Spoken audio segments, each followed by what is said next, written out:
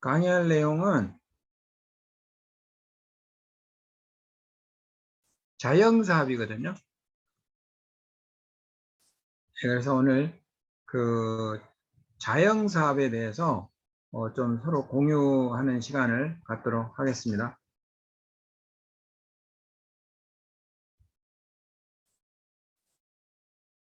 예, 자영사업자가 자영사업 하면은 이제 퇴직 후에는 뭔가 일을 해야 되잖아요. 수입을 위해서. 예, 가족들의 어떤 또 재테크를 해야 되니까. 그래서 전 세계적으로 OECD 국가 중에 가장 인구 대비 자영사업자가 많은 민족 중에 하나가 이제 한국이라고 해요. 그리고 미국의 이민자들 있잖아요.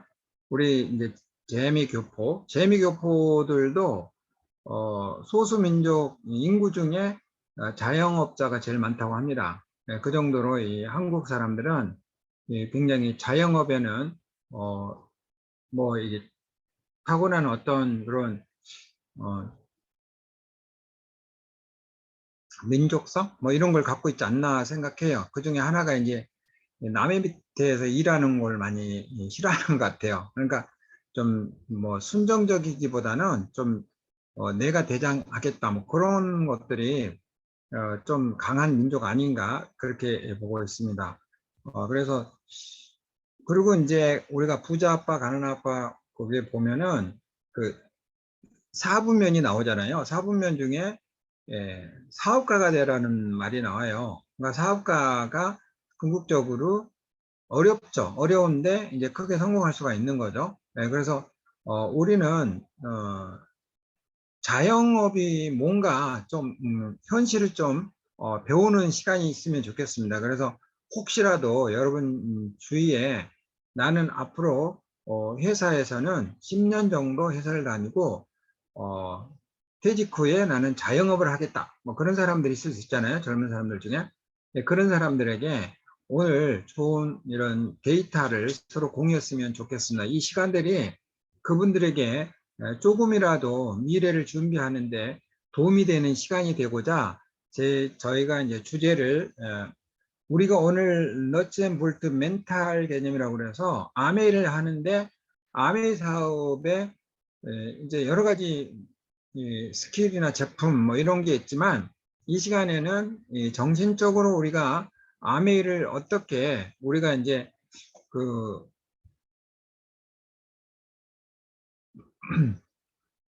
강하게 우리가 이제 느낄 수 있는가 이러한 것들을 공유하는 시간들이라고 보시면 되겠습니다.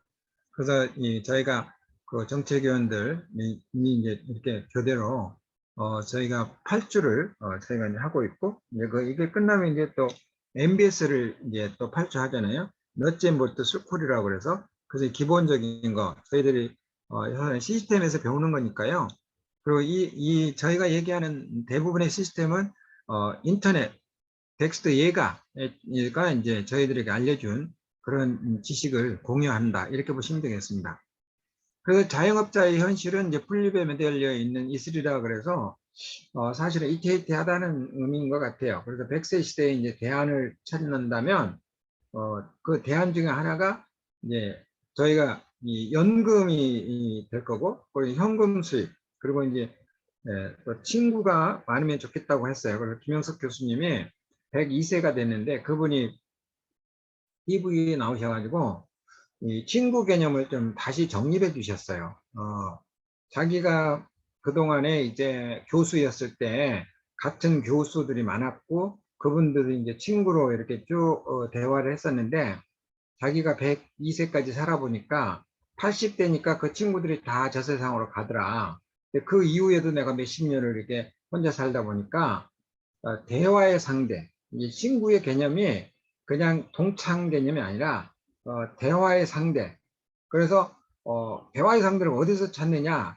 같은 일을 하는 사람들이 이렇게 대화를 하면은 공통 분모가 많으니까 아무래도 오래 이렇게 친구로 사귈 수 있다. 그래서 사회 친구, 사회에서 이렇게 이제 어떤 공통 분모를 찾아서 서로가 이렇게 대화를 하고 또 그런 지식을 공유하고 서로가 이제 친분을 쌓고 그러한 친구가 노년에 많이 필요하더라. 그게 이제 김영석 교수님이 하신 얘기예요. 당연히 이제 연금 형식의 인세 수입이 필요하고 또 현금 수입이 필요한 거죠. 예, 그래서 뭐 부동산 많이 갖고 있다고 해서 그 사람들이 노후에 부동산만 있으면 안 되겠죠. 부동산은 현금화가 힘드니까.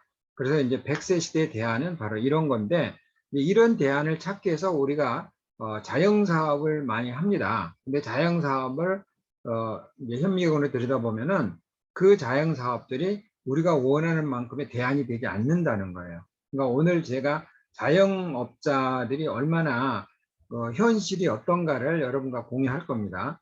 잘 한번 보시면 되겠어요. 자영업, 퇴직 후에 시작하면 좋을 것 같다라고 생각을 많이 해서 퇴직금으로 많이 시작을 했어요. 과거에. 예, 근데 퇴직금으로 시작해서 첫 자영업이잖아요. 그런데 이제 자기보다 선배들이 많겠죠. 20년, 30년 그 업종에서 계속 해왔던 사람들한테 도저히 안 되는 거죠. 그리고 이 조그만 그 소규모의 자영업은 뭐 여러분도 많이 느끼시겠지만 그 주인이 있는 뭐 예를 들어 식당이면 주인이 있는 식당하고 주인이 출근 안 하는 식당하고는 이 매출의 차이가 엄청나거든요. 손님을 대하는 게 다 전혀 달라요. 그러니까 예를 들어서 이런 거예요. 제가 아는 그 약사님 계시는데 약국을 운영하세요. 이분이 뭐 실력 있고 그런 건 아니에요. 젊은 분이니까 대학 졸업해서 이제 약국을 약사 자격증 있어 약국을 이제 해가지고 하는데 이분이 해외여행을 가는 거예요. 그래서 해외여행을 가니까 페이 약사를 이제 드리는 거죠. 한 열흘 동안을 이제 자기 뭐 선배나 후배나 이제 자기보다 말도 잘하고 뭐 그쪽에 경험이 있는 사람 아무래도 자기 약국을 살려야 되니까 근데요, 신기한 거는 약사가 바뀌면은 고객이 3분의 1이 줄었는데요. 네, 그게 자영업이에요. 그러니까 자영업은 진짜 주인이 죽기 살기를 해야 되는 것 같아요. 그래서 퇴직금 가지고 하는 거, 그거 만만치 않은 거죠. 이런 거예요. 자영업은 자신이 직접 경영하는 사업을 자영업이라 하고, 개인 기업은 개인이 운영하는 기업입니다. 개인 사업자죠. 그리고 이제 회사가 운영하는 기업이고, 이제 법인 사업자라고 보시면 됩니다. 그리고 이제 사업자가 우리는 자영업자, 뭐 이렇게 표현을 하고 있습니다. 그래서 한국이 25%, OECD 평균이 15.9%, G7이 평균 12%. 그러니까 우리는 G7의 한 2배 정도 많은 자영업자가 있다. 이렇게 보시면 됐어요. 일본이 한 11.5, 미국이 6.5. 그리고 이제 10년간 자영업을 이제 개업을 막 했겠죠. 근데 폐업한다는 건 뭐예요? 망했다는 거죠. 망한 게 800만 개. 여기는 폐업을 80이라고 하는데 800만 개, 800만 개 정도가 연간 폐업을 한다고 하니까 엄청나거든요. 진입장벽이 낮은 소규모 자영업에 경력과 자본 없이 진입하면 실패 확률이 높습니다. 이 80만 개가 맞을 것 같아요. 제가 이 79만 3,800, 뭐 68개 정도 되겠네요. 자영업과 이제 사업의 차이는 자영업은 나의 노동력을 원천으로 수익을 창출하는 것이고 사업은 자본을 원천으로 시스템을 만들어 수익을 창출하는 것이다. 이렇게 보통 보시면 되겠어요. 그래서 아메이는 자영업의 형태로 개인의 소비 파워를 원천으로 시스템을 만들어 수익을 창출하는 겁니다. 그래서 이 아메이는 돈이 안 들어가요. 일단 투자가 없기 때문에 노 리스크가 전혀 없죠. 그래서 작게 시작하지만 어마어마하게 커지는 거예요. 이 팀 파워가 있기 때문에. 그래서 아메이가 그래서 이제 제가 오늘 강조하는 건 그런 거예요. 여러분 주위에 자영업을 하고 싶다, 개인 사업을 하고 싶다 이런 분들 많이 있으시면 아무 기본도 없이 자영사업 이런 개인 사업을 출발하지 마시고 자본이 안 들어가는 아메에서 자영사업을 배운 다음에 개인 자영업을 하면은 훨씬 성공률이 높다. 이렇게 사람들에게 말씀해 주시면 좋을 것 같아요. 그러니까 아메를 막 무조건 하라 그런 것보다는 그분이 앞으로 하고 싶은 걸 할 때 아메에서 배운 지식이나 이 암에서 익힌 모든 사회 현상이 개인 사업은 굉장히 도움이 많이 된다는 걸 제가 확신합니다. 자영업의 창업에 중요한 5요소를 일반인들의 이제 기준에서 보면 이래요. 일반인 기준은 확실한 콘텐츠가 있어야 된다. 이거 맞는 말이겠죠. 상품 또는 서비스, 차별화된 상품, 차별화된 서비스, 뭐 특화 상품 이런 거 중요한데, 근데 또 창업 가서 창업 스쿨이라고 있어요. 창업 스쿨에 가서 그분들이 제일 먼저 하지 말아야 할 게 뭐냐면 특허를 가지고 창업하지 말라, 또 그런 말이 있어요. 굉장히 앞뒤가 안 맞죠. 왜냐하면 특허 상품은 대부분 아직 고객들의 인지도가 낮다는 거죠. 그래서 대기업이 시작하면 괜찮을 거예요. 근데 중소기업이 이 특허 상품으로 만약 시작하면은 그거는 거의 망한다고 보시면 돼요. 왜냐하면 이렇게 알리다가 끝나는 거거든요. 알리다가 끝나는 거예요. 그러니까 사람들이 몰라서 못 쓰는 거죠. 품질도 좋고 가격도 좋고 정말 팬시해요. 근데 사람들이 몰라요. 그러니까 못 쓰는 거죠. 근데 익숙한 걸 사람들은 쓰는 거죠. 두 번째는 이제 마케팅, 영업. 이제 영업을 잘해야 된다. 그래서 이제 광고를 하고 막 그런 거죠. 광고는 사실은 뭐 광고 그 자체는 기술력을 높이는 것도 아니잖아요. 그리고 뭐 생산력을 높이는 것도 아니고 그냥 알리는 건데 돈 엄청 많이 들어가죠. 그거 이제 마케팅이에요. 그리고 자금. 예, 그렇죠. 근데 이게 자금만 가지고 되지도 않아요. 뭐 혹시 아시는지 모르겠지만 삼성의 이제 삼성의 뭐 누구라고 하면 좀 그런데 삼성의 이제 그 삼성그룹에서 그 IT 쪽에 굉장히 많은 돈을 투자했어요. 그러니까 이제 지금 삼성이 하는 거 말고 이제 다른 쪽에 IT 쪽에 엄청 투자를 했는데 다 망했어요.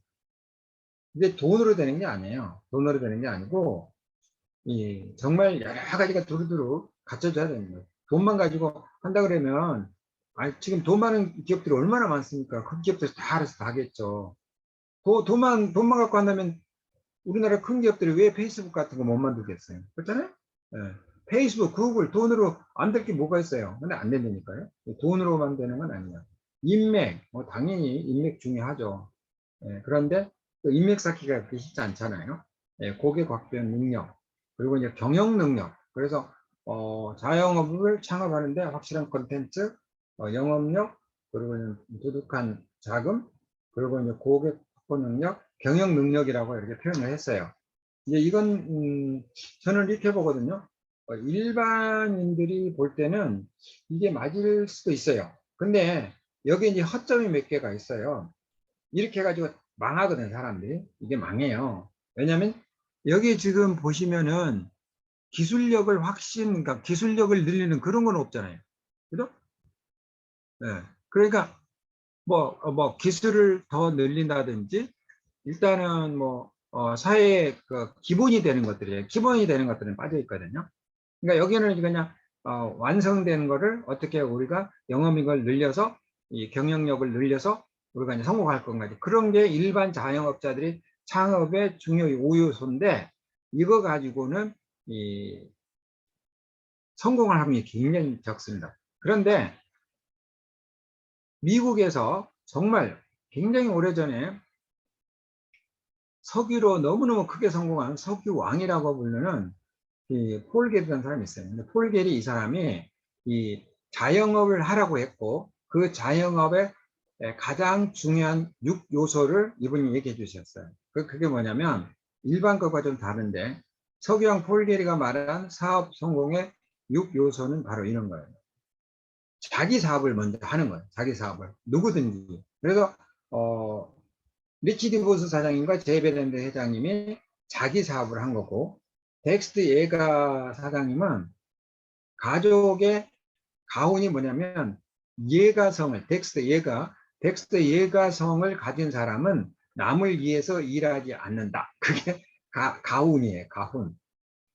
그게 이제 자영사업이죠. 그리고 로버트 기요사키도 사업가가 큰 성공을 한다. 그게 이제 그거는 이제 우리가 뭐 OM에서 너무 많이 듣고 다 아는 내용이에요. 그걸 폴 기리가 얘기한 거예요. 자기 사업을 하십시오. 그게 첫 번째.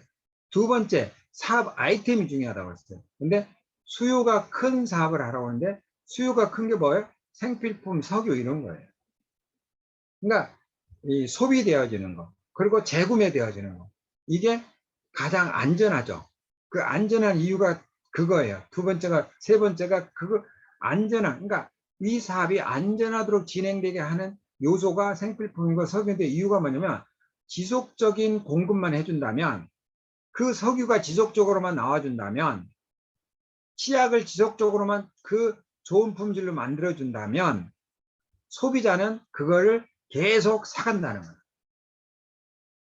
그래서 세 번째가 뭐냐면 지속적인 공급이 필요하고 안전한 납품처가 필요한 거예요.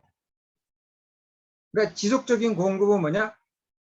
자체적으로 공장을 가지고 있으면 자기 회사니까 자기가 지속적으로 고급 퀄리티를 계속 공급을 할 수가 있어요. 그리고 안전하다는 건 뭐냐? 필요에 의해서 고품질 가성비 있는 가격이라면 단골이 생긴다 이거죠. 그러니까 이런 거죠. 인구가 예를 들어서 2만 3만인 그런 이제 작은 소도시에 거기에 딱 하나 슈퍼마켓이 딱 하나밖에 없어. 근데 그 슈퍼마켓은 그 사장이 경영을 잘 못해. 그래도 그 소도시에 하나밖에 없는 슈퍼마켓은 절대 망하지 않습니다. 그게 사업의 가장 기본이에요. 그러니까 우리가 일반의 기준은 뭐예요? 이런 거거든.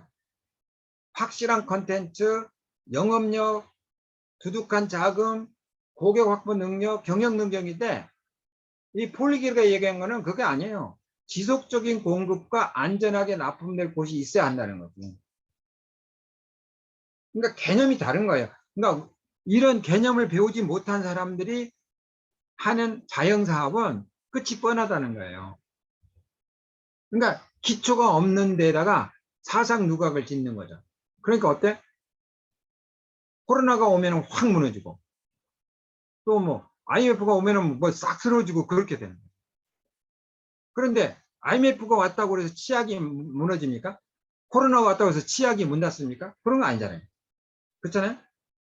그래서 기본 베이스를 우리는 배워가는 거예요. 그래서 아메에서 저는 엄청 많이 배우고 있고, 아메에서 아메 제가 지금 아메를 전업을 하고 있지만, 제가 만약 일반에 퇴직한 사람들 같이 제가 슈퍼를 뭐 제가 사업 아이템을 제가 찾는다면요, 훨씬 더 고퀄리티 기준으로 제가 같은 투자 금액으로 훨씬 더 안정적으로 성공할 수 있는 아이템을 찾을 수 있는 그런 공부를 저는 아메에서 계속 해온 거예요. 그래서 아메가 그냥 단순하게 그냥 돈만 뭐 벌고 뭐 미래만 하는 게 아니라, 미래에 우리가 수많은 지뢰밭이 있어요. 수많은 함정이 있는데 그것을 우리가 피해갈 수 있는, 또 그것을 우리가 건너뛸 수 있는, 또 우리가 그것을 분별할 수 있는, 그거를 저는 아메에서 30년 동안 배운 거예요. 그래서 아메는 단순하게 저에게 뭐 연봉 얼마, 또 평생 수입 그것뿐이 아니고, 자, 제 주위에 있는 사람들하고 그러니까 제가 아메에 없는 김종규를 한번 생각해 보면, 제가 아메에 없는 김종규를 제가 생각하면 당연히 저는 쌍용에서 나왔을 거고, 쌍용에서 나온 다음에 저는 뭐를 했을까? 그러면 이런 지식이 없으니까 당연히 또 뭔가는 뭐 구멍가게라도 하나 이렇게 작은 뭐 회사를 하나 설립했겠죠. 제가 연구실에 있을 때요, 사실 제가 사업을 하려고 제가 이 사업 아이템이나 이제 이런 사업에 대해서 제가 나름대로 좀 생각을 했었어요. 근데 생각 끝에 가서 내가 할 수 없다라는 걸 알고 저는 포기했습니다. 그게 뭐냐면 돈이나 기술이나 그런 거 아니에요. 저는 연구실에 있었고 쌍용자동차에 있었고, 그러니까 저희가 납품받는 제품이 거의 한 2만 가지 정도 돼요. 그 중에 제가 정말 나이스한, 정말 경쟁력 있는 그런 제품 제가 만들 수 있어요. 그래도 제가 왜 그거를 관뒀느냐, 이런 거예요. 제가 정주영 회장님의 조카야. 그러면 그거 하면은 성공하겠더라고. 그러니까 무슨 얘기냐면 내가 제품을 만들었는데 그 제품을 평생 안정적으로 공급받아줄 모회사가 있으면 그거는 회사를 해도 안 망하겠더라고요. 근데 내가 조금 이제 뭐 실패율도 높지만 뭐 성공하게끔 내가 이제 해놨어. 그러면은 그 중소기업들이 대부분 큰 기업에 먹히는 이유가 뭐냐면 오다를 3배, 4배 하고 나서 오다를 끊어버리면요. 그 회사는 작은 회사들 있잖아요. 그 기계를 막 이제 리스로 살 거 아니에요. 사가지고 갑자기 또 직원들도 엄청 또 늘리고. 그런데 회사가 재고가 이제 많아지잖아요. 그러니까 이제 한 뭐 1년, 2년 이제 주문을 안 해. 그럼 그 회사는 어때요? 작은 회사는 그냥 파산하는 거예요. 파산하면 그 파산할 때 그 큰 회사가 그냥 사가는 거예요. 이제 그 극단적인 예를 말씀드리는 건데 그게 보장이 안 되면 그러니까 납품될 곳이 보장이 안 되면요. 아무리 좋은 기술, 아무리 뭐 뛰어난 거라도요. 버티 봤어요. 그래서 내가 섣불리 이거 해가지고는 쉬운 일이 아니구나. 그걸 제가 이제 알게 됐죠. 그리고 경쟁가 뭐든지 뭐 블루오션, 레드오션 있잖아요. 모든 게 경쟁사가 있는데 경쟁사보다 더 좋은 서비스를 제공하는 사업인가를 보는 거죠. 그럼 아메이는 생필품을 소비자들에게 이제 판매하는 건데 저는 몇 가지 제가 바로 알 수가 있어요. 아메이는 공장에서 직접 생산하니까 가격이 경쟁력이 있죠. 두 번째, 아메이는 구정 광고를 하니까 광고비를 절약할 수 있죠. 그 세 번째, 아미는 대량 생산하잖아요. 대량 생산하니까 108개 국가에 나가려면 대량 생산을 해야 되겠죠. 그러니까 다른 제품보다 좋죠. 특허가 또 엄청 1000개 정도 돼요. 그러니까 특허 비용이 안 나갈 거 아니에요.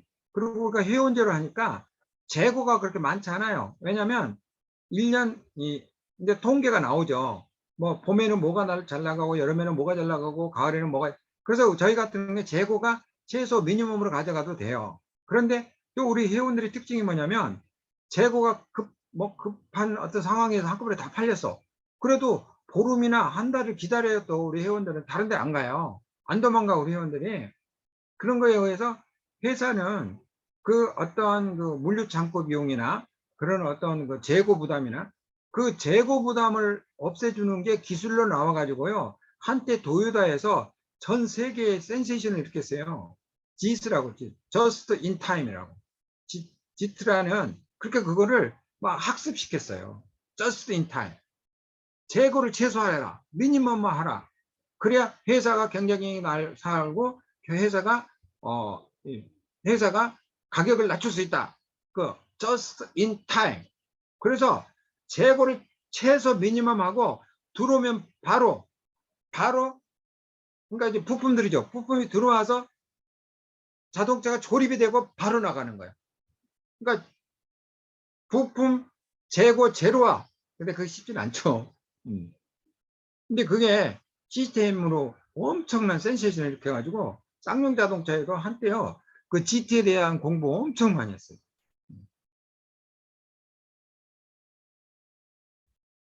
하여튼 아메이는 제가 보면은 엄청 그런 것들이 강하고 또 5번째 직원이나 동업자에게 충분한 보상을 해야 된다. 그거 굉장히 중요하죠. 사람이 중요하니까 이제 축적이 되잖아요. 노하우가 직원도 오래 있으면 축적되잖아요. 근데 이 아메이 직원들이 미국도 그렇고 한국도 그렇고 아메이 회사의 만족도가 굉장히 높습니다. 굉장히 높아요. 그건 뭐냐면 창업자 두 분께서 미국은 한국보다 좀 더 한 것 같더라고요. 제가 미국 가서 이제 직원한테 물어봤는데 자기는 자기 아들도 아메이를 다닌대요. 그래서 아니 어떻게 그렇게 패밀리가 다 다니냐 그랬더니 회사가 너무 좋다는 거. 뭐가 좋냐 그랬더니 복지가 좋고 예를 들어서 이제 그 싱글맘이에요. 자기가 이제 아이를 혼자 키워. 근데 얘가 갑자기 뭐 병원에 가야 되잖아요. 그럼 뭐 그냥 반차 쓰고 바로 가도 된대요. 그런 것들이 굉장히 그러니까 복지 이런 것들이 굉장히 좋고 또 당연히 월급은 이제 제때 더 잘 나오겠죠. 그리고 이제 보너스도 이제 당연히 두서 하여튼 직원들에 대한 것도 좋고 이제 동업자 우리 이제 아메이하는 A뷰들인데 저 같은 경우에 아메이만한 약속을 지키는 회사는 없는 것 같아요. 그리고 또 보상도 제가 회사 다닐 때보다 회사 다닐 때보다 더 열심히 제가 아메이를 할 수는 없잖아요. 회사는 아침부터 저녁 늦게까지 만약 충성을 해야 되잖아요. 근데 우리가 아메이를 하다 보면 그렇게 충성이 잘 안 되거든요. 그런데도 아메이에서 이 회사에서 받는 거에 엄청난 몇 배를 우리가 보상을 받고 있으니까. 그리고 회사는 다닐 때만 나오잖아요. 근데 아메이는 자손들에게 상속이 되잖아요. 이 보상의 가치가 비교가 안 되죠. 마지막, 누군가의 성공을 발판으로 성공이 되어지는 사업을 하면 사업이 성공한다 그랬어요. 그게 이제 프랜차이즈 같은 거예요. 프랜차이즈. 그래서 이러한 것들이 이 석유왕 폴기의 사업 성공 6요소인데, 자, 일반인들이 얘기하는 사업 성공 6요소하고 5요소하고 이 폴기가 얘기하는 사업 성공 6요소하고는 어느 게 더 성공 확률이 높을지는 여러분이 판단하십시오. 근데 저는 당연히 석유왕 폴기의 사업 성공 6요소가 훨씬 개인 사업을 시작할 때 성공 요소가 높다고 보는데, 아메이는 자기 사업입니다. 그리고 큰 수요가 큰 사업에 왜 취약이니까. 그리고 지속적인 공급을 하는 공장을 가지고 있고 지속도 납품을 회원이 있어요. 그리고 경쟁사보다 당연히 더 많은 서비스들을 해주고 있죠. 반품까지 해주니까요. 그 직원에게 엄청난 충분한 대우를 해주고 우리에게 정말 충분 이상 그 이상의 보상을 해주고 있습니다. 그리고 여러분의 파트너를 성공시켰을 때 helping people live better life. 그래서 덕티브 사용 있는 걸 있고 리치디브 사용 있고 여러분의 성공은 누군가의 성공 다음에 오는 성공입니다. You first, me second. 그걸 굉장히 많이 강조해 주시죠. 네, 그래서 이런 거, 그러니까 석유와 폴기는 아미 모르세요. 아미 모르고 아미보다 그 전 세대의 사람이세요. 예, 리치와 제이는 석유왕의 폴게리의 후세대의 사람이에요. 그러니까 석유왕의 폴게리가 아메 회사의 리치와 제이한테 배웠다는 건 없어요. 그러니까 이 기본이기 때문에 이렇게 성공한다. 기본을 알려주는 그 기본이기 때문에 우리가 이제 그거를 배우는 거죠. 자영업에서 성공이라는 것은 쉽지는 않다는 거죠. 자본금에 대한 위험이 있고 시간과 비용 투자, 그러니까 통계청 자료에 보면 이 5년 내에 80% 파산한다는데 이게 이제 이 퍼센트가 참 재밌는 게 50, 80%라도요. 내가 파산하면 나한테는 100%예요.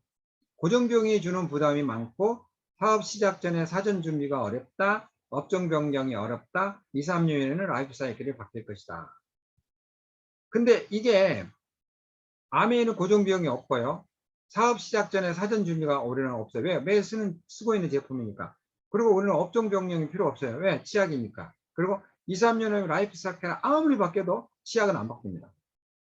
근데 그러니까 이런 이유가 아메에는 하나도 없다는 거죠. 자영사업에서 성공에 대한 이런 자본금에 대한 이해 우리는 없죠. 예, 근데 아메에는 고정비용 이런 거 없죠. 너무 나이스하지 않나요, 아메이가? 예. 자영업의 다양성과 현실. 예, 그래서 이제 뭐 여기 보시면 변호사나 전문가 등부터 노점상에 이르기까지 매우 다양하게 구성된 업종으로 1인 또는 가족이 소유 경영의 주체가 되는 사업을 기하고 자영업을 대부분 영세하고 이익을 남기지 못해 한국 경제의 고질적 문제로 자영업 과잉은 문제가 되고 있고 한쪽은 망하고 한쪽은 다시 개업하고 하므로 코로나 시국에는 가장 치명적인 것이 자영업이고 자영업자가 실패하는 이유는 창업이 쉽기 때문이고 철저한 준비와 시장 조사 없이 가족 1, 2이 쉽게 창업하고 쉽게 창업을 하면서 실패가 반복된다고 했습니다. 창업 과정에서 어려운 것들, 그러니까 우리 아미하고는 전혀 관계없는 거예요. 자금이 갖고 기술이 갖고 인력 갖고 이거 실제 굉장히 어려운데 아미가 이거 다 해주잖아요. 아미가 자금 확보해주고 기술 확보해주고 인력 확보해주고 행정절차 다 해주고 인허가 우리가 안 하잖아요. 아미가 다 해주죠. 업종 선정 아미가 다 해주고 사업장 이번에 마이크로 바이오 아미가 선정해줬죠. 사업장 위치 선정해주고 고객 확보 시장했죠. 이번에 H스테이션 아미 사업장 그 건대에 가니까 너무 좋아요. 건대 그 7호선도 다니고 뭐 2호선도 다니고 뭐 거기에 접근성이 엄청 좋더라고요. 예, 의외로 거기가 사람들이 너무 많습니다. 이렇게 이동 인구도 엄청 많고 그 동네가 굉장히 이렇게 강북에서는 괜찮은 동네 같아요. 네, 그런데 이제 딱 사업장을 열어주는데 저희가 가서 매일 사용할 수 있는데 우리는 정말 그 주차비도 3시간씩 무료로잖아요. 3시간씩 무료. 네. 완전히 제가 이제 그런 얘기 하잖아요. 이 아미 사업은 이제 옛날 얘기를 아는 사람들이 있어요. 봉이 김선달이라고. 이제 봉이 김선달이 그 두만강, 압록강, 두만강에서인가 거기서 이제 그러니까 자기가 이제 그 사람들하고 약속을 한 거예요. 사기를 치려고 이제 부자를 딱 이제 멀리 해놓고 이제 사람들에게 돈을 주고 이 두만강 물을 이제 떠가면서 그 자기한테 이제 돈을 주도록 이렇게 이제 일당을 미리 주고 나서 그 일을 시킨 거예요. 그러니까 이제 멀리서 보니까 부자가 어서 강물을 떠가는데 돈을 내고 떠가잖아요. 그 사람이 이제 김선에 이제 강물을 그 강 전체 판권을 사갔잖아요. 근데 다음에 이제 손님이 안 온 거죠. 아메이를 제가 그렇게 하고 있는 거예요. 네. 정말 봉이 김선달 같은 사업이 아메 아닌가 이렇게 보고 있는 거죠. 아메이를 제대로 이해하면 자금 확보, 회사에서 해주죠. 기술 확보, 인력 확보, 행정자 교차, 업종 선정, 사업장 입지, 고객 확보. 이거 우리가 이제 고객 확보만 하면 되는 거예요. 시장 개척 이거 하면 되는 거죠. 그죠?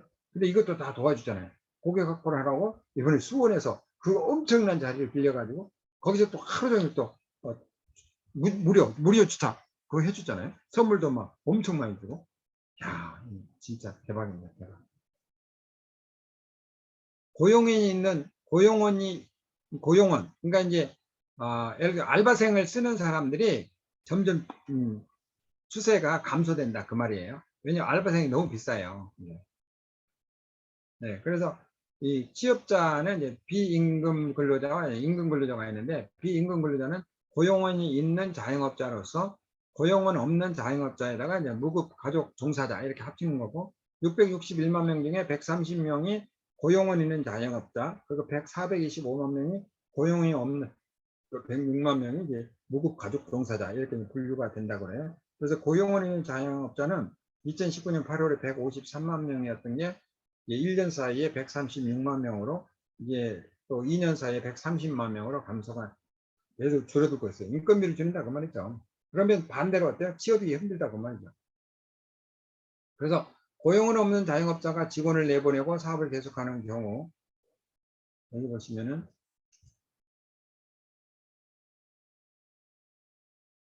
또는 이제 혼자서 사업을 시작하는 경우가 이제 해당되고 2019년 8월 422만 명에서 2020년은 419만 명으로 이제 2020 420만 명으로 점점 그냥 혼자 하는 거예요. 가족들끼리. 여러 요인께서는 고용원에 있는 자영업자가 직원을 줄이는 것으로 파악했습니다. 여기 이제 월 평균 소득 300만 원 미만이 71.1%. 이게 지금 직장인들 월 소득이 아닙니다. 이게 자영업자 소득이에요. 자영업자의 근로자 소득 부채. 자영업자가 5,700만 원, 상용 근로자가 6,500만 원인데 가구당 부채는 자영업자가 더 많다고 합니다. 1억 8천. 1억 87만 원 엄청 많죠. 권리금 8천만 원을 내고 시작한 편의점에서 부부가 하루 18시간 근무하는데 월 2회 휴무하고 수입이 370. 그러니까 185만 원이라고 보시면 돼요. 1인당 185만 원. 그러니까 그냥 두 사람 낮은 인건비 그냥 기초 인건비 그냥 받아간다 이렇게 보시면 되겠습니다. 자영업자 현실은 오징어 게임보다 잔인하고 국감정 등장한 녹색 운동복에 이제 최승재 국회의원 국민의힘이 발표를 했네요. 서로 이제 대화하는 얘기인데요. 오징어 게임 속 무궁화꽃이 피었습니다. 게임은 오히려 공정하다는 생각이 들게 할 것이라며 드라마 속 게임은 규칙을 지키면 살 수 있지만 현실은 규칙을 지키면 확인 사살하기 때문이라고 했다고. 그래서 정부의 방역 수칙을 철저히 지킨 자영업자 소상공인을 엄청나게 후시했고 폐업을 이었다. 생활을 못 이긴 자영업자 자살자는 최소 24명이라고 아무 주목도 못 받고 셀 수 없는 총편에 쓰러지는 게임즈 엑스트라처럼 적지고 있다고 했습니다. 그래서 이제 아메이를 하고 우리는 아메이를 하잖아요. 그래서 사실 저분들을 우리는 우리가 구제할 수 있다. 저는 그렇게 확신합니다. 저분들을 우리가 구제해 줄 수 있다. 임시 휴업 이런 것도 엄청 많고요. 수익이 0빵인데도 가게를 오픈하고 있는 게 이해가 되지 않는데요. 그랬더니 왜 폐업을 하지 않느냐는 질문에 사업자 대출로 시작한 사업이기에 폐업을 하게 되면은 폐업을 하면 이제 바로 대출금을 일시상환해야 되는데 대출을 갚는 방법이 없어서 버는 돈에 없어도 폐업도 못하는 현실이라고 합니다. 그러니까 이자가 더 늘어나겠죠. 오징어 게임 잔호, 내에서는 더 쳤참, 빚이 850조 자영업자. 자영업자 현실, 월수입 150도 못 버는 자영업자가 지금 월급이 잘 나온다면 절대 관두지 말고 일해라 이렇게 이제 표현을 했다고 합니다. 근데 뭐 거기도 모시고 있으면서 정년퇴직해야 되잖아요. 내 마음대로 할 수 있는 세상이 아니잖아요. 자영업자 10명 중 7명이 최근 이익가게 문 닫는 걸 봤다. 22년 동안 강진 수산을 사랑해 주신 모든 분들께 감사드리고 그 성원에 보답하고자 마지막에 살펴드립니다. 지난 2019년 5월 3일 코로나가 터져가지고 여기가 이제 문 닫으면서 인사한 내용 22년간 원룸을 빼서 직원 월급 주고 극단 선택을 한 73년차 자영업자의 죽음 앞에 시민들의 추모가 끊이지 않고 있다. 천국 가셔서 돈 걱정 없이 사세요. 자영업자 560만 명, 전체 취업자 중 21%. 우리나라 자영업수는 2019년 4월 현재 565만 명, 5천 명으로 전체 취업자 중에서 20.9%에 달한다고 했습니다. 그리고 여타 종사자 유형별 취업자 수와 비교해보면 자영업자는 상용직 다음으로 그 비중이 높고 한국 경제에서 차지하는 비중이 큰 것으로 나타났습니다. 비임금 근로자 중 고용은 없는 자영업자가 11만 3천 명 증가하였으나 고용은 있는 자영업자는 8만 4천 명. 아까 설명해 드린 거고요. 자영업자가 많은 이유는 노동시장의 문제라고 그랬습니다. 그러니까 우리나라가 인구가 적어요. 그래서 내수시장이 크질 않습니다. 그래서 우리가 이제 수출을 해야 되는데 수출은 뭐예요? 수출은 글로벌 경쟁을 해야 돼요. 근데 우리나라는 상대적으로 저기 저개발국가는 인건비가 엄청 비쌉니다. 그래서 우리나라가 하이테크 아니면은 수출해가지고 살아남지 못해요. 그래서 이제 중국 같은 경우 우리나라보다 조금 조건이 좋은 게 중국 내수 시장이 우리나라에 한 30배 되잖아요. 네, 그것도 있고 또 이제 거기는 인건비가 엄청 더 싸잖아요. 네, 그래서 그러한 것들이 한국을 굉장히 이렇게 글로벌 경쟁에서 그래도 지금까지 한국이 잘 이겨내고 있어요. 그런데 이 강성 뭐 이런 여러 가지 이제 노조들의 어떤 것도 또 영향을 끼칠 수가 있고 또 이거 이제 우리가 수출을 할 때 그 인건비나 이런 것들이 영향을 안 끼칠 수는 없겠죠. 그래서 이러한 것들이 이제 전체적으로 보면은 우리나라가 이제 저개발 국가일 때는 수출이 잘 됐어요. 이제 저가로 해가지고. 왜냐면 인건비가 싸니까. 근데 지금은 인건비가 너무너무 올라가지고, 제가 이제 인도에 가서 이렇게 직원을 한 명 채용하는데, 인도에서 서울대 같은 대학을 졸업하고, 퓼레페카드에서 10년을 근무한 영어를 퍼펙트하게 하는 직원인데, 그 직원을 제가 제 비서로 쓰는데 30만 원이에요, 30만 원. 근데 그 30만 원의 특징이 뭐냐면 4대 보험 하나도 없고요. 왔다 갔다 교통비도 안 주고요. 점심값도 안 주고요. 그냥 단돈 30만 원이에요. 그리고 그것도 없어요. 뭐 연말 보너스도 없고 아무것도 없어요. 그냥 단돈 30만 원. 퇴직금도 없고. 그런데도 줄을 서요. 뭐 우리나라는 일용직들 뭐 저기 이 대기업들 있잖아요. 대기업의 근로자들을 옛날에 보니까 평균 뭐 몇천만이 넘던데요. 예를 들어 3천만 원이라고 그래도 그 사람들 그 3천만 원이면 그 사람들 10년치 월급이에요. 그렇잖아요. 한 달에 30만 원씩 1년이면 뭐 360만 원밖에 안 되잖아요. 근데 그 우리나라 지금 대기업에 근로자들이 3천만 원짜리가 없잖아요. 6천만 원이면 20년짜리 20년의 그 월급이고 그런 것들을 그러니까 글로벌하게 봐야 된다 이거죠. 글로벌하게. 사실 우리나라 물가도 비싸고 뭐 인건비 뭐 여러 가지 상황이 좋아서 나빠서 그 월급이 부족하다고 막 우리가 항의를 하는데 글로벌 경쟁을 보면은 다른 나라에서는 우리보다 훨씬 더 작은 월급을 받고도 더 많은 시간을 일을 해야 돼요. 근데 우리나라는 그거보다 적게 일하면서 월급은 더 많이 줘야 돼요. 그게 우리나라 지금 우리나라가 이제 그 뭐 선진국으로 진입하는 과정에서 일어나는 누구라도 일어나는 일들이죠. 미국도 그랬고 뭐 독일도 그랬고 뭐 선진국들이 다 그런 것들을 겪죠. 한국도 마찬가지. 네. 그런데 또 한국은 또 살아남아야 되잖아요. 네. 그래서 사실은 그런 것들이 이렇게 다 저는 이제 경제학자는 아니지만 우리가 상식적으로 봤을 때 우리가 이제 그냥 단순한 비교만 했었을 때 제가 느끼는 거는 그렇다는 거예요. 네. 그래서 이 노동시장 그래서 이제 그 기업을 운영하는 한국에서 기업을 운영하는 사장님들의 그 애로사항도 우리가 같이 공유해야 됩니다. 근로자의 애로사항도 있지만 또 기업을 운영하는 사람들도 애로사항도 있고 그래서 이제 기업을 운영하는 사람은 어떻게 해야 되냐 기업이 살아남아야 되니까 인건비를 줄여야 되는데 월급을 줄일 수 없으니까 사람을 줄이는 거죠. 그러니까 고용이 점점점 이제 안 되고 실업자가 더 많아지게 되는 거죠. 그리고 나이가 또 많아지면 고임금은 또 이제 회사에서 이제 퇴사를 시켜야 되죠. 그래서 그러한 것들이 개인들에게는 굉장히 불리하죠. 개인들한테 굉장히 불리해요. 그래서 그러한 미래가 오기 전에 우리는 아메이라는 도구를 통해서 그러한 미래를 준비했으면 좋겠다는 거가 이 시간에 제가 공유하고자 하는 핵심이에요. 핵심. 저는 그렇게 해서 잘 피해 나온 거예요. 그러니까 그렇게 그런 변화되는 세상에서 내 스스로가 나를 잘 방어한 거죠. 그래서 저는 저에게 굉장히 많은 칭찬을 해주고 있죠. 뭐, 김종규 참 잘했어. 잘 선택했고, 그거를 잘 이겨냈어. 그리고, 정말, 그거를 묵묵히, 정말 잘 믿고, 해왔어. 그게 이제 제 자신에 대한 그러니까 제가, 어떻게 보면은 뭐, 제 주위에 이제 미국 동기들 중에 이제, 미국 유학 동기들 중에 교수님도 많았거든요. 근데 교수님들 이제 엊그제 맞았는데 다 퇴사했고, 이제 뭐 퇴교했죠. 그리고 이제 미국에서 이제 직접 미국에서 직장 잡은 동기들도 많아요. 근데 그 사람들도 미국에서도 이제 다 이제 퇴직을 해가지고, 이제 한국에서 이렇게 만났는데 이 사람들은 이제 직업이 없더라고요. 그런 현상이에요.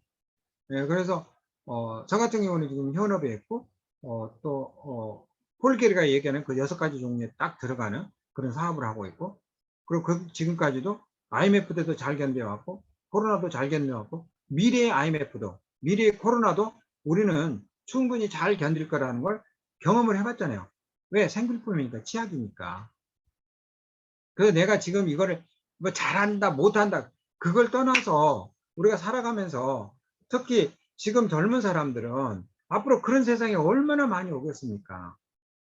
거기에 대해서 어떻게 개인이 그걸 하나하나 다 그걸 예측하고 그거를 다 그 준비하고 그걸 예방하고 그거 거의 임파서블죠. 거의 불가능하다고 저는 보거든요.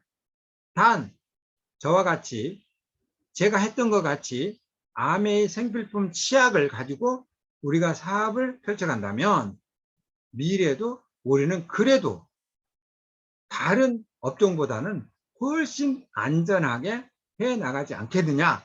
그게 이제 제가 지금까지 30년 해온 경험이에요. 저는 IMF 때도 성장했고 코로나 때도 성장을 하고 있고 이거 어메이징 하거든요. 이거 말로 표현 안 되죠. 그러니까 이 정말 그 세상에서 표현 안 되는 것들이 굉장히 많은데 그 중에 하나가 암인 것 같아요. 진짜 표현 잘 안 돼요. 암은. 했는데 또 아쉬운 표현이야. 이렇게 했는데 그것도 또 부족해. 네. 그게 암이에요. 암. 생계 문제 때문에 창업을 하기에 준비 기간이 짧을 수밖에 없어요. 왜냐하면 갑자기 퇴사를 시키니까. 그래서 창업 준비 기간이 6개월 이하밖에 안 되는 비율이 62%. 그러니까 망하죠, 사람들이. 엄청 많이 망하죠. 자영업자 40대, 50대 가장 많은데 그 이유가 뭡니까? 재채비 안 돼요, 이 사람들. 재채비 안 되니까 가족들은 먹이 살려야 되고, 가장이고, 그리고 남들한테 손 벌리기 어렵고, 그리고 예를 들어서, 뭐, 쉽게 뭐 쉽진 않지만 가서 이제 취직해도 월급이 절반으로 줄어들죠. 그러니까 어떻게? 그거 가지고 살기 힘들죠. 아이들은 커가죠. 또 뭐 학비는 더 들어가죠. 그러니까 그거 가지고 힘드니까 안 되겠다. 우리가 돈을 좀 빌리더라도 조그만 가게라도 하나 해야겠다. 그래가지고 출발을 많이 해요, 사람들이. 근데 그렇게 돈을 막 빌리고 자기 있는 돈 다 투자해가지고 망하기 위해서 창업한 사람은 한 명도 없거든요. 망하기 위해서 창업한 사람은 단 한 명도 없어요. 물어보세요. 창업한 사람. 100명에 100명. 다 성공을 기대하고 하죠. 법적으로 정년퇴직 나이가 60세지만 최근 대법원 65세로 연장했지만 실제로 대부분 기업에서는 중간관리직이나 고참급 실무자를 대상으로 명예퇴직을 하는 경우가 많죠. 그래서 고용을 유지하는 대신 임금을 삭감하는 임금 피크 제도가 많이 병행하고 있고, 명예퇴직 또는 임금 피크제 대상이 되면서 회사를 그만두는 연령이 40대, 50대 집중되고 있죠.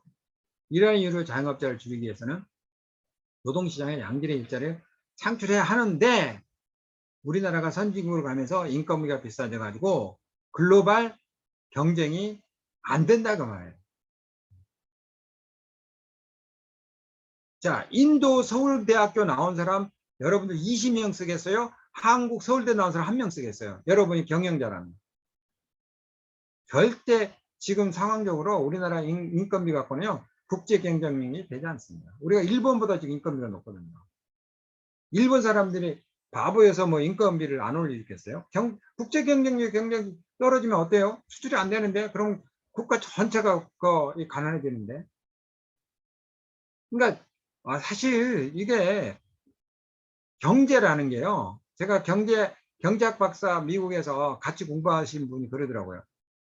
우리나라의 경제 전문가는 한 명만 있으면 된대요. 경제는 알 수가 없대요. 이게 살아있는 생물이라 절대 알 수가 없대요. 예측할 수도 없고 그 누구도 박사도 경제는 모른다고 하더라고요. 그래서 경제는 약간 사기다 그래요. 사기. 경제학 박사가 그러더라고요. 거의 서울대 나왔어요. 서울대 나오고 미국도 그 TA라고 티칭 어시스턴트 해가지고 장학금 받고 왔어요. 서울대 나와서.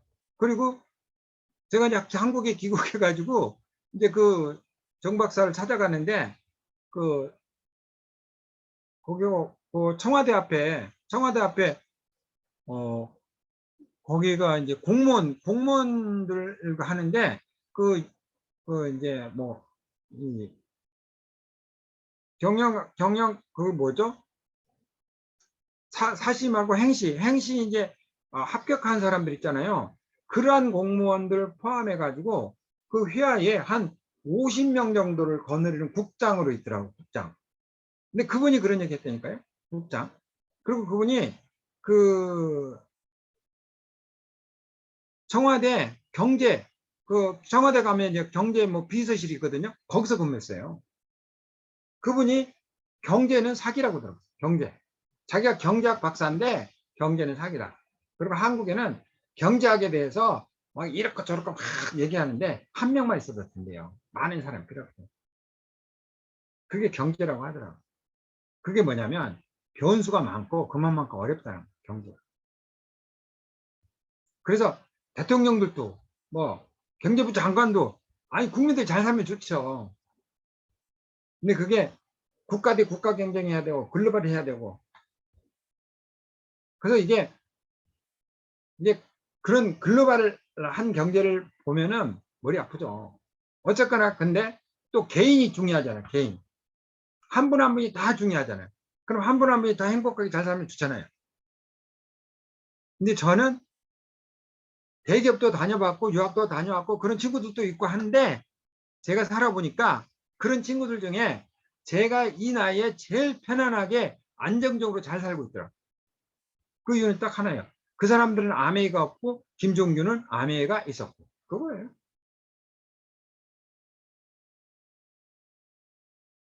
여러분 제가 지금 월 평균 소득 269만 원 제가 벌고 살면요 강남에서 살 수 없어요. 저 돈 가지고. 제가 어떻게 저 돈 갖고 삽니까? 제가 한 달 용돈도 안 되는데 저거. 제가 한 달에 쓰는 카드 값도 안 돼요 저거. 여러분들. 아멘. 어마어마합니다. 아멘. 그냥 그런 사업 아니에요. 유학 갔다 온 거는 제가 버릴 수가 있어요. 그래도 아멘은 버릴 수가 없습니다. 아멘. 정말 대단해요. 아멘. 최고죠. 뭐 더 이상 얘기할 필요가 없어. 아멘. 그런데 이런 걸 사람들이 이런 구렁텅이에 엄청 빠지고 있다니까요. 그걸 우리가 구제해야 돼요. 그 사람들을 우리가 구제해야 될 사명을 우리가 갖고 있다 이렇게 보시면 돼요. 여러분들. 여러분 개인의 성공이 아니에요. 이 국가에 수많은 사람들이 지금 경제적으로 많은 이 얘기를 못하지만 수많은 정말 한 번 태어난 인생 행복하게 살 수 있어야 할 그런 권리를 갖고 있는 그런 어떤 정말 그 잘 살 수 있는 그런 사람들이 엄청 많고 또 아침부터 늦게까지 그렇게 노력하는 사람이 있고 근데 그 사람들이 왜 행복하게 결국 못 사느냐 왜 50대 60대가 가지고 다 부호가 되느냐 방향이 잘못돼서 하는 일이 잘못돼서 그런 거예요. 엉터리를 하니까 결과가 엉터리로 나오는 거예요. 수익은 낮아도 계속 운영하겠다. 이게 자영업자들이 울며 겨자 먹기를 하는 거예요. 낮은 수익에도 불구하고 91%가 계속 운영할 계획을 갖고 있어요. 언젠가 되겠지. 희망 고문을 받는 겁니다. 길을 잘못 선택했으면 옳은 길을 같이 병행하면 되잖아요. 지금 내가 하고 있는 일을 계속 하면서 옆에다가 아메를 딱 붙이는 거예요. 아메가 쫙 전전하잖아요. 이건 버려도 돼요. 저같이 회사 나와도 됩니다. 퇴사해도 돼요. 회사가 나한테 뭘 해준다고 내가 회사를 계속 다녀야 됩니까? 그렇다고 내가 계속 다니고 싶다고 해서 회사가 또 계속 다니세요, 김종기 씨. 그러나요? 안 그래요, 절대적으로. 사업이 변하고 싶어. 나는 다른 걸 하고 싶어. 근데 생계를 유지해야 되니까, 현재가 중요하니까. 그래서 사람들이 이 애로사항 때문에 못 하는데, 아메이는 생계를 유지하면서 할 수가 있다는 거죠. 아메이는 생계를 유지하면서 할 수 있는 거예요. 제가 만약 아메이를 할 때 회사를 관둬야 돼. 그러면 저는 아메이 죽어도 못 합니다. 왜? 가족들을 먹여 살려야 되는 가장인데, 그 월급 가지고 생활하는데, 도와줄 사람도 없는데, 어떻게 제가 그냥 아메이가 좋다고 회사를 팽개치고 거지로 살면서 아메이를 할 수가 있겠어요? 안 돼요, 저는. 사업 전환의 가장 기본이 노리스크입니다. 시간을 아껴가지고 그 시간을 미래에다 투자하는 거예요. 우리가 성공에 두 가지 요소가 있는데 그게 시간과 돈 관리예요. 시간과 돈. C테크, 재테크예요. C테크와 재테크의 가장 핵심은 딱 두 가지입니다. 그 두 가지가 뭔지 아세요? 투자를 하느냐, 소비를 하느냐예요. 시간도 마찬가지입니다. 내가 회사 다니면서 김종규가 회사 다니면서 회식을 가느냐, 퇴근 후에 암의 미팅장에 가느냐. 회식에 가는 것은 시간을 소비하는 거고 암의 미팅장에 가는 것은 미래에 대한 투자를 했던 거예요. 돈도 똑같습니다. 돈도 내가 사업을 위해서 투자하느냐 그냥 먹고 즐기기 위해서 투자하느냐 그 차이예요. 두 가지를 잘 관리하시면 C테크, 재테크를 잘 관리하시면 성공하는데 C테크, 재테크를 아메이에 초점을 맞춰보세요. 그럼 모든 게 다 해결이 됩니다. 여기서 우리가 망하고 막 90%가 막 파산하고 제가 그 사람 중에 하나가 될 수 있었었는데 제가 그게 안 된 이유가 딱 하나입니다. 뭔지 아세요? 저는 아메이로 경제의 안정을 갖고 있었기 때문에 다른 사업을 할 필요가 없었어요. 그래서 제가 그 90%에 들어가지 않는 거예요. 제가 현명해서 아니에요. 저는 옳은 길을 찾아서 그 길을 꾸준히 왔던 거예요. 처음에 제가 할 때 모든 사람이 박수 쳐줬을까요? 아닙니다. 박수 쳐서 한 명도 없어요. 여러분 남의 박수 믿지 마세요. 내가 박수를 끌어내야 돼요. 여러분이 성공하잖아요. 남들이 다 박수 쳐줍니다. 도전할 때 박수 안 쳐줍니다. 끌어내립니다. 끌어내려. 원숭이 실험을 했대요. 원숭이가 이제 이 바나나를 따려고 하면은 이 호수로 확, 소방 호수로 이렇게 물을 뿌리면은 딸려다가 못 따고, 딸려다 못 따고. 그래서 이제 A 원숭이가 해가지고 이제 이 원숭이는 포기를 했어요. 옆에 동네에서 B 원숭이가 와가지고 이제 그 나무에 올라가서 바나나를 따려니까 그 첫 번째 포기했던 애가 꼬리를 잡고 못 올라가게 막 하면서 자기들 원숭이 말로 얘기하더래요. 그게 여러분이 아메할 때 아메를 하지 못하게 하는 첫 번째 원숭이, 여러분의 가족이고 친구고 여러분 이웃이에요. 저는 그걸 이겨냈죠. 아니다. 나는 물 맞아도 좋다. 나는 배고프니까 나는 바나나를 따야 되겠다. 가지고 올라간 거예요. 그래서 자영업 미래의 생존율이 5년 후에 10명 중에 2명 남는다고 그러니까 8명이 80%가 그냥 훅 날아가는 거죠. 제가 80%였는데 저는 여기에 들어가지 않으니까 80%이 안 들어간 거죠. 저는 아메를 했기 때문에. 아메는 성공률이 100%. 왜 그러느냐? 내가 잘해서가 아니라 이 세상에 부자 되기를 원하는 사람이 많기 때문에 내가 성공하는 거예요. 여러분 제가 이 신호등에서 이렇게 운전하고 있잖아요. 신호등 운전하고 있으면 건너편에 차들이 쫙 서 있잖아요. 그때 무슨 생각인지 아세요? 아, 이상해. 암에 하는 사람이 왜 암에 성공 못하지? 저 신호등에 있는 저 자동차 6대만 그냥 리크루팅하면 되는데 그게 암이에요. 이 암에서 성공하기를 원하는 사람이 엄청 많거든요. 뭐 자영업을 성공하기 위한 준비 과정이 엄청 많더라고요.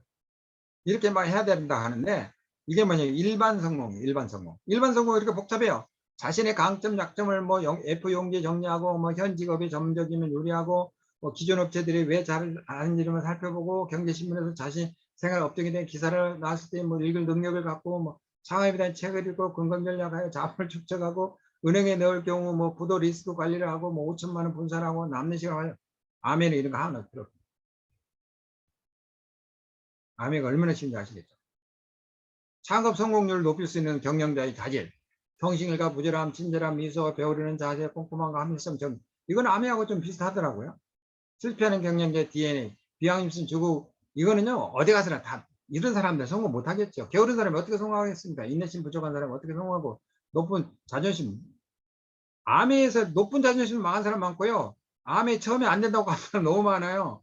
아메는 게으른 사람보다는 그냥 관심 없는 사람이 많겠죠. 뭐 고객에 대한 배려 부족, 뭐 이런 거. 근데 아메는 이게 다 알려주거든요. 덱스테이가 이랬어요. 덱스테이가가 젊었을 때 그 시어스 자동차 세일장에 갔더니 거기에 이제 경영자가 야 너는 나이도 어리고 말도 못해. 그러니까 세일 못해. 그래 거기서 이제 자기가 세일즈맨을 지원했는데 거기서 이제 퇴짜를 맞았어요.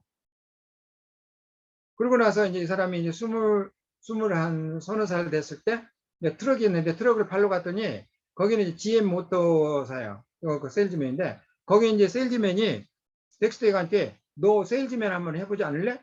자기가 이제 그러니까 나는 그 20대 10대 후반 때 그 시어스 모터에 갔는데 나는 말도 못하고 뭐 여러 가지 뭐 대학도 안 나오고 뭐 그래서 나는 세일 못 너는 못한다고 해서 나는 그때 관뒀다고 그랬더니 무슨 말이냐 그것은 너하고 관계없는 거다. 나 CS is not your business 그랬어요. CS 지금 문 닫고 CS는 이제 문 닫고 지금 더 이상 자동차 판매하지 않아. 근데 GM은 지금 그 이후에도 그 이전에도 계속 이 자리에 있었어. 이유가 뭐냐? GM은 너를 교육시키겠다. 너를 교육시키겠다. 너에게 세일하는 방법을 알려주겠다. 이거. 네가 세일을 잘할 수 있도록 도와주겠다. 이거. 아미가 그런 거거든요. 여러분들이 자신 없어 하지 마시고 스폰서를 통해서 배우시면 돼요. 우리는 팀이에요. 팀. 배워서 더 성장해가는 그게 이제 우리 팀이에요. 팀. 네.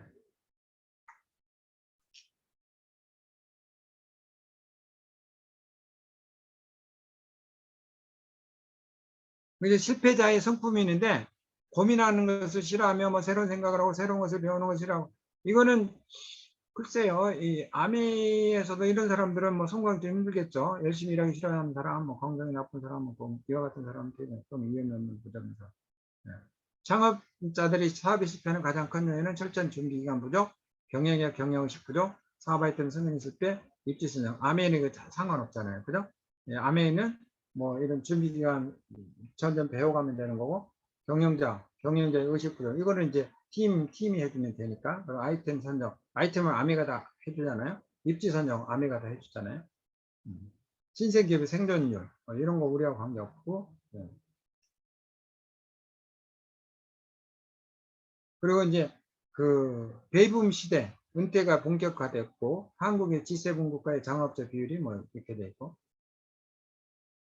이제 자영업자의 자본금에 따른 네 가지 이제 분류가 있는데 소자본을 하면 자영업, 개인소규모, 중자본금 사업자 프랜차이즈 맥도날드, 대자본금 이제 사업자 대형기업 삼성, 무자본금 사업자 네트워크 마케팅 아메. 그리고 네 번째가 이제 노리스크. 그렇게 되는. 부자란 책에 보면은 이렇게 해서 부동산 투자를 하거나 네트워크 마케팅을 하거나 자기 사업을 하거나 리더가 되라고 그랬어요. 가르치는 능력을 키우면은 부자가 된다고 그랬어요. 그래서 아메이를 하시면은 자기 사업자가 되고 부동산 돈을 벌어서 부동산 투자도 할 수 있고 아메이를 쭉 하시면 리더가 리치드 보사님은 그랬거든요. 아메이를 성공한 사람은 다 리더라고 그랬어요. 근데 뭐 리더가 어떻게 되느냐? 처음에는 이제 한 명, 두 명 하다가 그 사람의 말을 신뢰하고 따르는 사람이 많아지면 리더가 된다고 그랬어요. 리치드 보사님은. 네, 그래서 리더는 자기 자신이 다 갖고 있는데 개발하는 거죠. 개발. 찾아내는 거라고 그랬거든요. 그리고 이제 여기 보시면 각자 도생 힘들지만 엄연한 자영사업자의 현실이 그래서 사업 지속을 위한 상품의 생명이 있는가, 상품의 정확성 지식이 있는가, 고객을 이런 거 엄청 복잡하더라고요. 네, 통계로 확인된 자영업자 97.6%는 매출이 줄었다. 직원 등 자영업자 12만 명 이상입니다. 자, 마지막으로 이제 자영업을 준비할 수 있는 아메는 준비 없는 창업이 매우 위험하다는 것을 이렇게 알려진 사실이고 그것은 이제 준비 없는 창업자 자신들도 알고 있다. 그런데 왜 그들은 그런 선택을 할까? 그것은 시간에 쫓겼기 때문이고 시간에 쫓기면 비합리적이고 잘못된 결정이 낼 확률이 높고 뭐라도 시작해야 하는 상황에 급하게 결정을 내다 보니 준비가 턱없이 부족할 수밖에 없었다. 업종과 개인에 따라 다르지만 보통 우리나라 사람들은 20대 중후반에 취직해서 30대까지는 현업에 매우 치열하게 업무를 하고 근데 빠르면 30대 후반, 보통은 40대 초중반부터 관리자로 바뀌게 되고 대부분 실무에서 한 발 물러서기에 업무 감각을 잃어버린다. 직장인들이 비교적 빠른 시기에 실무에서 손을 떼는 것은 감안하면 40대를 넘어서면 개인으로서 경쟁력을 잃어가는 셈이다. 실제로 전체 자영업자 중에 50대 이상이 절반 이상이지만 신규 자영업자 진입자를 보면 30, 40대가 주류다. 현대경제연구원에 따르면 신규 자영업자 중에서 임금 고용자에게 자영업자로 전환한 사람이 절반을 차지한다. 특히 주목할 부분은 40대 자영업 진입에 관한 것이다. 40대 진입자들은 경기 불황 등으로 취업의 기회가 제한될 때 자영업으로 밀려나는 특성이 있다라고 했습니다. 다시 한번 이제 리마인드 시키면 석양 폴길의 사업 성공 6요소 여기에 가장 100% 합치되는 게 이제 아메였습니다. 제가 그래서 아메는 성공의 요소를 다 가지고 있다 이렇게 보시면 되겠고 이제 마지막으로 그래도 자영사업에 꿈이 있다면 먼저 충분한 준비 기간을 두고 아메에서 자영사업의 기본을 배우고 실천해 보기를 추천합니다. 그래서 여러분 주위에 자영업을 하기를 원하는 사람은 꼭 아메를 같이 먼저 해보고 그리고 충분히 준비가 됐을 때 그 사업을 진행하라고 하시면 좀 더 도움이 될 거라고 저는 확신하고 누군가에게 물고기 한 마리를 주면 그는 하루를 먹고 살지만 이것이 바로 미국이 하고 있는 일로서 미국 사람들이 사회보장제도와 국민건강보험제도에 기대도록 만들기 때문에 사람들이 이제 피폐해지고 있다는 거죠. 누군가에게 고기 잡는 법을 가르쳐주면 그는 평생 먹고 살 것이고 그게 아메를 가르쳐주는 일이다. 이렇게 보시면 되겠습니다. 여기까지 오늘 빠르게 달려왔네요. 벌써 결론 퇴직 후 90% 이상이 나는 아닐 거야 라는 낙관 속에 이제 그냥 무심하게 살죠. 근데 자기가 이렇게 빨리 퇴직할 줄 몰랐던 사람이 거의 대부분입니다.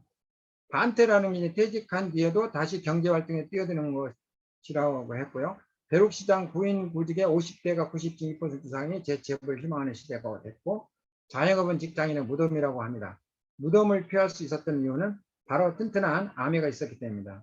제가 무덤을 피할 수 있었던 이유는 제가 잘나서가 아니라 제가 이 아미를 해서 먹고 살만하니까 자영업을 안 뛰어드는 거죠. 예, 여러분은 제가 오늘 1시간 여러분과 공유한 시간이 여러분의 앞으로 미래에 뭔가 선택할 때 여러분 주위에 누군가가 뭔가 선택하실 때 조금이라도 도움이 되는 시간이 됐으면 고맙겠습니다. 큰 생각 속에서 큰 꿈, 큰 사, 그리고 큰 성공 모두 이루시기를 빌면서 승객님 화이팅! 감사합니다. 마치겠습니다.